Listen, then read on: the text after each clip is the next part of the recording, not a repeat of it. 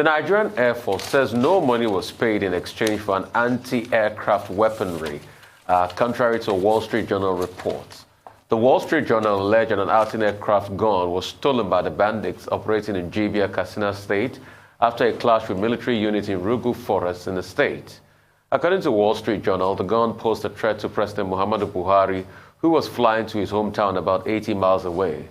Now, reacting to the report, the Air Force says it is utterly illogical allegation and claims that may be part of a campaign to further cause insecurity in the country. The spokesperson for the Air Force, Edward Gabquet, in the statement says there is no basis to pay bandits or any criminal elements. What is happening? Well, I haven't the foggiest idea. I was hoping you'd tell me. It's very disturbing indeed.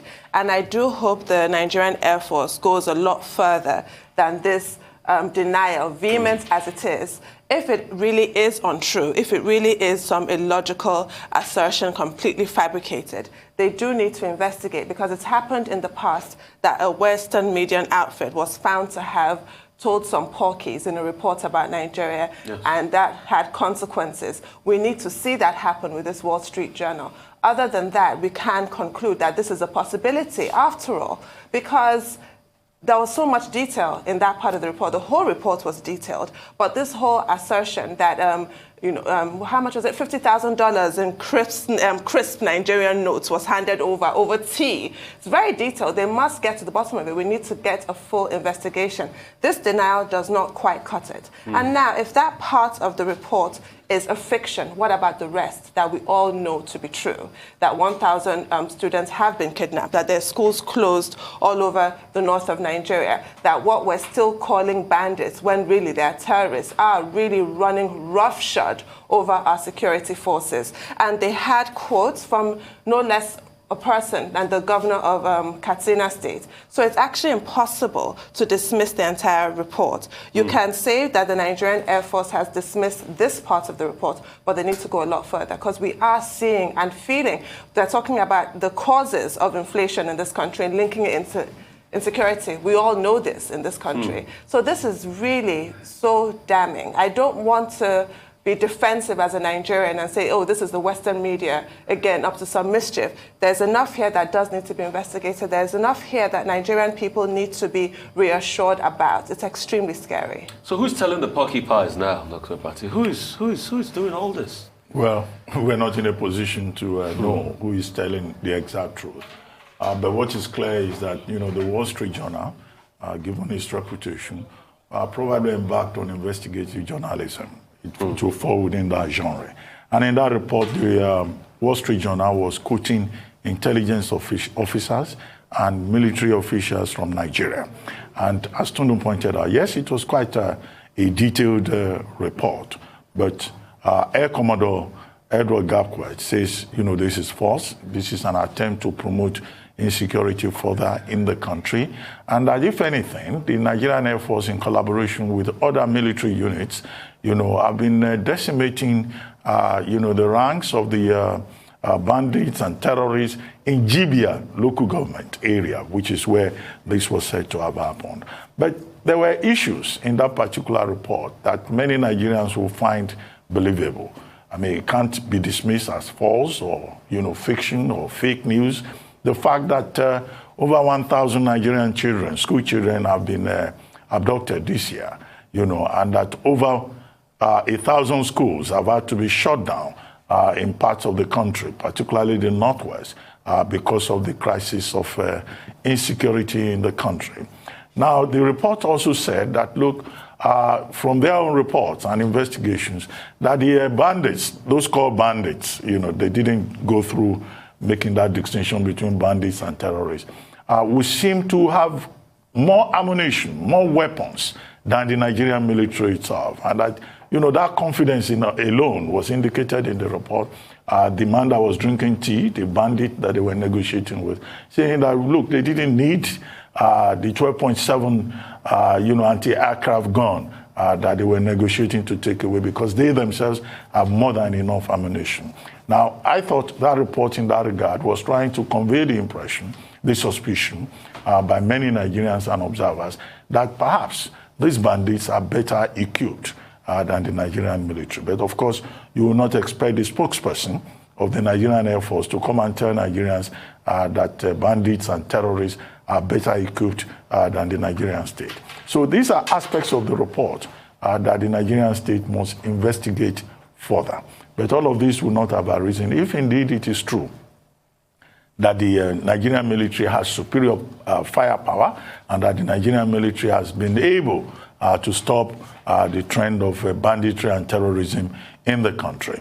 Now, what that report was conveying beyond the dismissal of it by the Nigerian Air Force is how, kidnapping, banditry, terrorism has become a part of the sub-economy within the country. The fact that people are committed to it, they engage in it because they make money from it. And they are patronized by persons who just want to negotiate with them. There was also another point, from that report, which is the fact that these bandits, indicated in that report, gave the impression that they are fighting the state because the Nigerian state has failed them.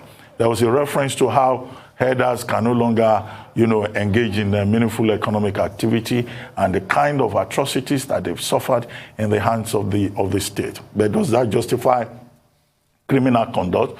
No, it does not. So rather than just dismiss the Wall Street Journal report wholesale, I think it should be some kind of wake-up call, a reminder, one, that the world is monitoring, and that two, we have a serious problem on our hands that we have to deal with. As for the integrity of the military that Air Commodore Gapquet was defending, well, of course, you can say that he's doing his job, and there's no way the Nigerian military will come forward and say that the Nigerian military has been giving money to bandits. There's no way that could possibly happen. So he stayed within his own professional lane to say these are the efforts we've been making and we will remain professional. And there is a line there for the media, Air Commodore Gapquet, calling on the media to cooperate with the Nigerian military to win the war and not to, encourage any kind of false news or misinformation. I guess in that regard, he's saying we all have a collective responsibility to ensure that Nigeria wins the war. But the military must lead the charge. The security agencies must lead the charge. And there must be concrete evidence that progress is being made. One thing is certainly a lot more work needs to be done. And we need to rid this country of criminality, terrorists, bandits, insurgents. They must not run over this country. They must not run amok in this country. It is sad what is happening. A lot more needs to be done. That's all on news headlines. We'll take a short break. When we return, we'll have Michael Wilson, Adeso Omoro, Aaron Akejala to give us updates on global business, COVID-19 and sporting activities across the globe. Stay with us.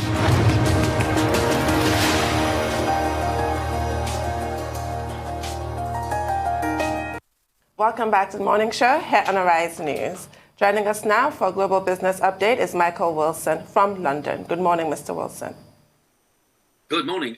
Inflation nerves rattled again, really, this morning over the weekend. Big, strong retail. Friday, as the US is concerned, then Bank of England Governor Andrew Bailey saying that the Bank of England would have to act, as he put it, over rising inflationary pressures. And also the big numbers out this morning, China's growth figures, which are slowing as the post-pandemic momentum slows. So Asia stocks then, let's do the markets first, come on to the detail of China in a moment. They mostly slipped in mainland, the Shanghai down, mainland China down about 1/3%, Shenzhen down about 1%, Hang Seng down about 1/3%. So China's GDP disappointed. Third quarter growth down to 4.9%. All the various figures. I mean, surprised about this, the fact that they've got an energy crisis at the moment, so pandemic recovery slowing as it is in most countries. But it will put a dampener across markets at the beginning of this new week. China risks to the chief economist here is Raghuram Rajan has said he was chief economist at the IMF from 2003 to 2006. He says that China's making big mistakes as far as the crackdown's concerned, certainly as far as the property market is concerned. Now, some people would say, hang on a second, Evergrande and all that stuff, quite right to cut down on that kind of debt. But he's now a finance professor in Chicago, and he says that, real estate sectors are good when it's good and bad when it's bad. Well, we sort of know that. But anyway, a warning, nevertheless, from an ex-member of the IMF. Global gas price rises. Russia is not with withholding supplies. That's according to the British ambassador to the UK. But meanwhile, President Putin has said he will, as he puts it, rescue Britain, in inverted commas, rescue Britain from high prices. And he hasn't decided whether he's going to the COP climate conference, which begins on the 21st, end of this month. The US of concern about it. Russia only provides 5% of our energy, but as far as Europe's concerned, gas about half input, most of the rest coming from Norway and Algeria. And some analysts are suggesting that Russia is using the pipeline, which hasn't received approval yet, running directly from Russia to Germany as leverage as far as the said. Cryptos are on the rise again. The SEC in the United States, they're sort of busy for you as far as concerned. They think that they might approve ETFs. Why? Why would they do that? Well, what it does is, if you get on ETF, of course, it is regulated, exchange fund, and it does give investors who wish to be regulated a chance. It's up to $62,000, $62,500, in fact, this morning, and further gains may be up to $80,000. Seems crazy to me, but I'll leave it to think about it. But that's one way in that the SEC is actually considering. So back to the UK then, and the Bank of England Governor Andrew Bailey said he will have to act, in inverted commas again, about inflationary pressures and so on. This is ramping up a lot of rhetoric before the budget, which is on October the 27th, which is next week, and the Bank of England's forecasts meeting on November. To the fact that inflation's up to 3.4% in August in this country, which is quite high. And it also appears as though Rishi Sunak, the Chancellor, in his budget, which is particular date in October, may well cut VAT on energy bills. They're 5% at the moment. He may cut that. No indication from the Treasury, but that would indicate that he's actually listening to what the voters are saying. The UK has chosen 5 sites. It's going to be one of these for nuclear fusion, prototype fusion energy plant, nuclear fusion in the UK. A final decision on the location expected at the end of next year. We won't get operational nuclear fusion until the 2040s, but it does show that there's a certain tilt towards that. And as far as the buy now, pay later firm is concerned, Klarna, well, it's strengthened its credit checks on UK regulators. It's UK consumers. It's saying to them that if you wish to pay off your balance, then you do. Buy now, pay later, I think, is a terrible idea, but it does give rise to people able to actually afford to pay for them. Is that a worry? Are there concerns it could make people spend more than they can actually afford? I would say so, yeah, but, you know, who am I? Coal is up again, and its oil's really lifting on the back of that. Brent crude is now thought to target at the end of October $86 a barrel, and from then on to $90 a barrel. And it's a fairly unrestricted thing as far as the technicalities of the market's concerned. And as far as gold's concerned, again, nervous speculation, really. US yields rising, etc., so gold less attractive. The week ahead, it's actually quite a big one, really. We've got US industrial production and the US Fed Beige Book coming up. That'll give us an idea of the UK economy. Initial jobless claims as normal on Thursday. The big numbers next week, November the 4th. UK CPI inflation in this country, and also PMI readings, which will all give an idea of whether or not interest rates are going to rise sooner rather than later. That's your global view. I want to talk about interest rates. Where is Andrew Bailey going on interest rates? At first, he said, it's transitory. At some point now, he's saying, we will do something for it before the end of the year. We're seeing the numbers come out. 3.3% it is estimated to be. Where is he going as regards interest rate? Because a lot of people are beginning to panic. It is obvious that 2 things now. The furlough scheme will taper out very soon, and you'll see that these interest rate problems are real. So where exactly is he going? Is he going to continue to be hawkish about this? What does he want to do? And secondly, I want to talk about what is happening as regards energy in the UK. Rishi Sunak taking up that 5% VAT from that, from energy bills in the UK to be able to cushion the effects. Is this not going to have a blowback on revenues for the government? Because Britain is at the point in time now that it had borrowed so much. I think the last number was close to over 300 billion due to COVID-19 pandemic. It needs revenue to show off other social plans.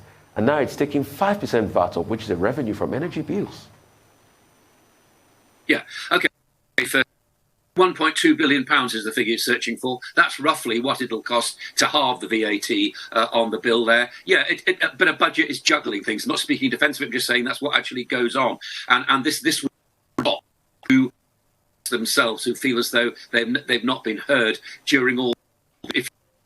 As I was saying last week, both the Treasury's been particularly firm about saying it's going to be a very austere budget, and it's been particularly firm about not helping that have been hit, or not subsidising companies which have been hit by high energy prices. So this may be a convenient move, but nothing is confirmed from the Treasury as we speak at the moment. So it's just what is, I think, if I can put it like that, which is being flown. It's a flag being pulled up the flagpole to see who salutes it, as the Americans say. It's just a rumour which is coming, no doubt,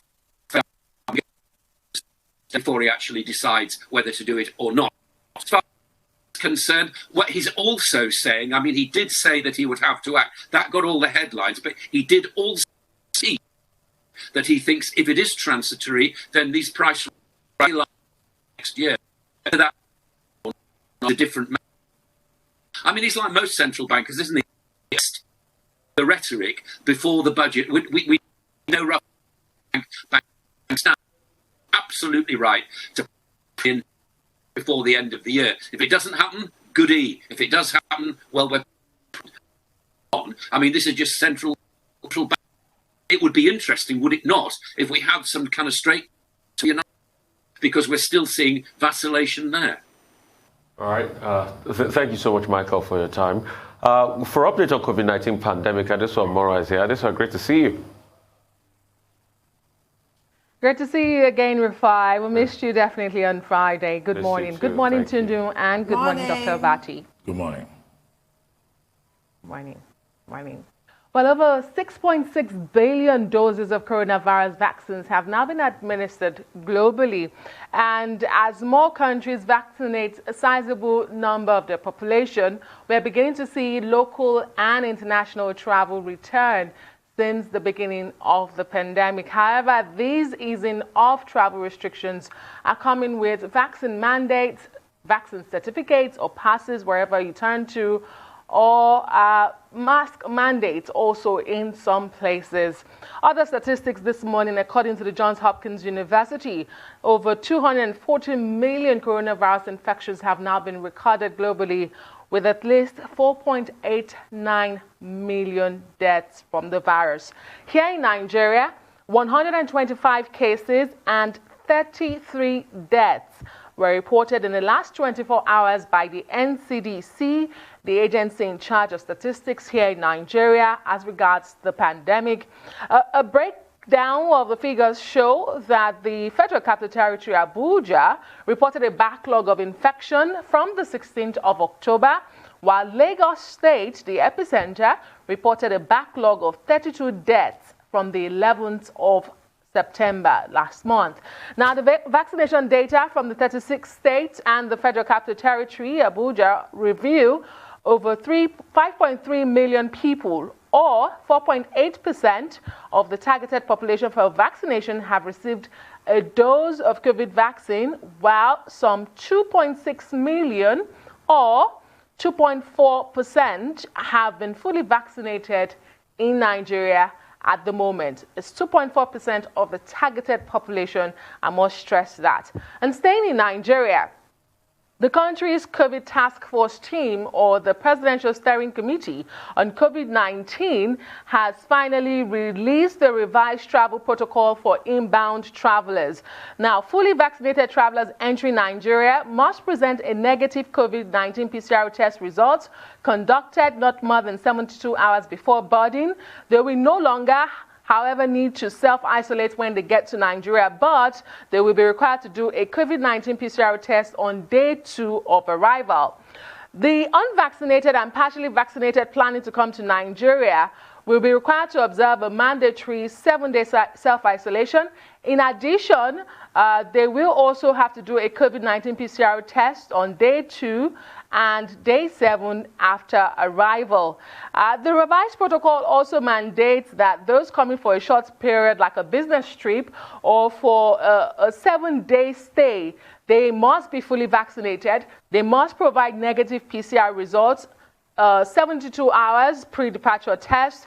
They will be required to do another in-country day 2 test. And then the protocol, as you have realized already from what I've said, revolves a lot around testing and vaccination. The PSC on COVID-19 in Nigeria says the review of protocol is based on science, national experience, and global development.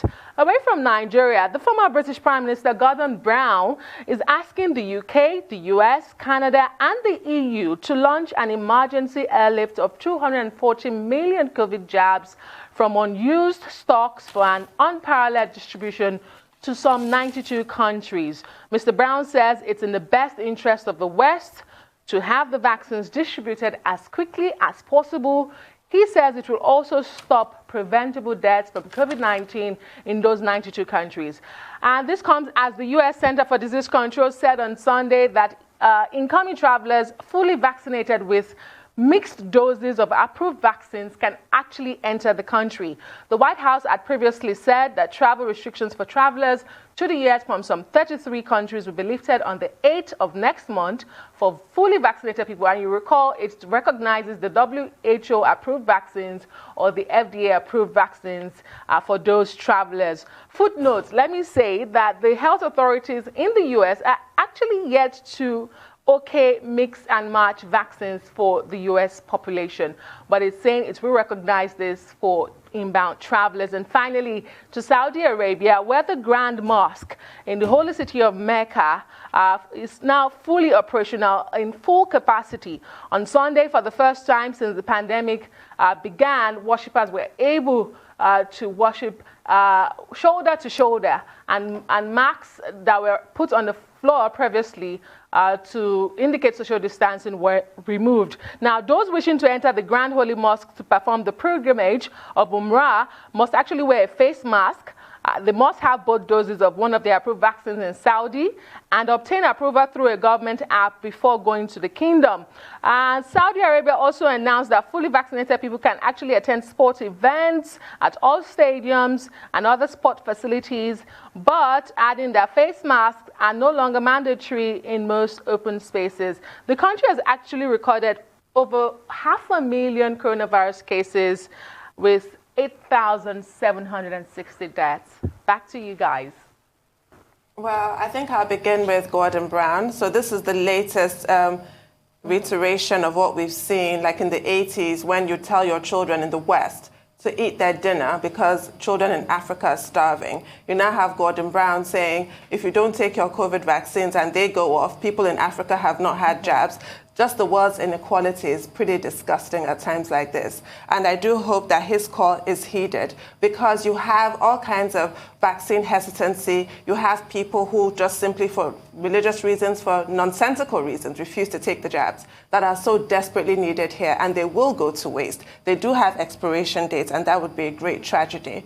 I've commended previously Saudi Arabia and how they manage religious tourism. In spite of the fact that it brings them $12 billion a year, they did not sacrifice human lives on the altar of, revenue generation, which is to be commended. We can contrast that with what happened with the super spreader events, the Kumbh festival in India, what Modi did, that mistake that he made. So it's actually quite reassuring that they have taken all the proper precautions and they continue to do so. I'm sure nobody in their wildest dreams ever imagined themselves performing the Umrah with a face mask, but these are the times we live in.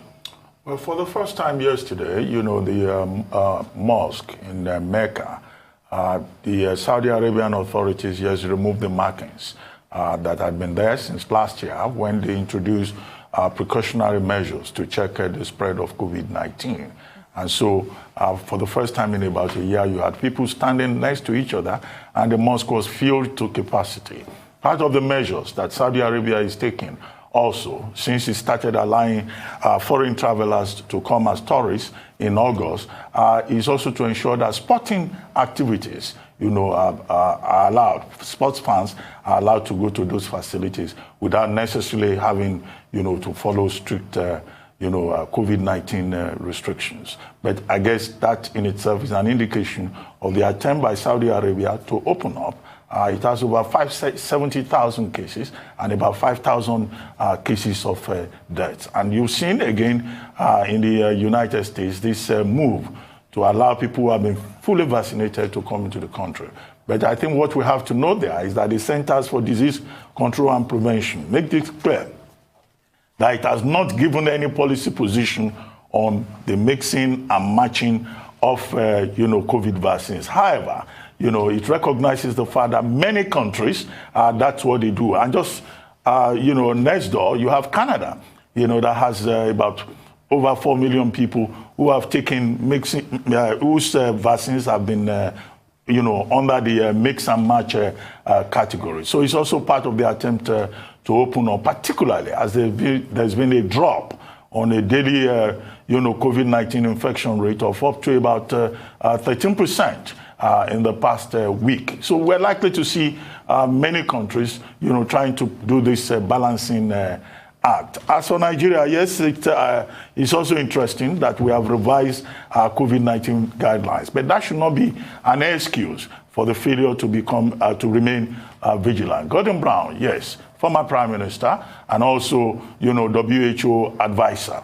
What he has said has been consistent with the position of the WHO and also consistent with what he himself said about a month ago when he complained about how the inequity in the global vaccine distribution points to a certain kind of moral outrage that everyone should look into. This time around, he's asking the G20 countries ahead of their meeting to release almost immediately as an emergency about 240 million doses of vaccines that have been stockpiled, excess vaccines being stockpiled by rich countries to about 92 low and middle income countries where the vaccination rate in many of those countries is not even up to 5%. And he's saying that by February, about 60 million additional vaccines should be released. But would the rich countries heed this call?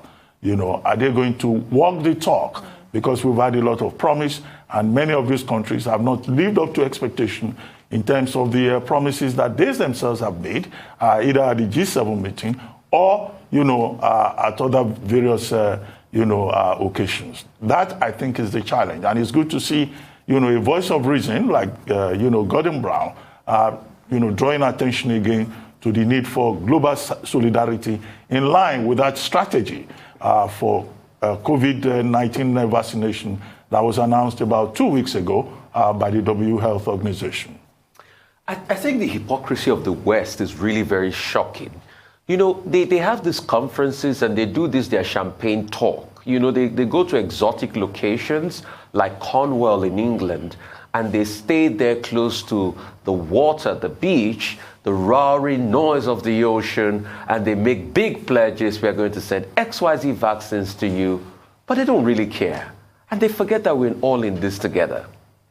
And it's part of that hypocrisy that led Boris Johnson to appoint Matt Hancock that failed woefully at the vaccine, and at the COVID-19 fight in the UK, to be a special African envoy for COVID-19 before people protested in the NGO community, and that appointment was revoked. So it just goes a long way to show you the hypocrisy. And that's why I'd like to ask the question, the Afrobeat musician fella asked many years ago, what is really united in this United Nations we talk about? Who and who are really united in this United Nations? Well, as for Matt Hancock, the point is that people say a damaged British politician is not in a position to come and help Africa. Yes. He was supposed to be some kind of consultant to the United Nations Economic Commission for Africa. So the humiliation, is quite an interesting one. But of course, he remains a member of parliament representing Suffolk in the House of Commons. And perhaps it's deserved. Anyway, thank you, Adesua, for your time this morning.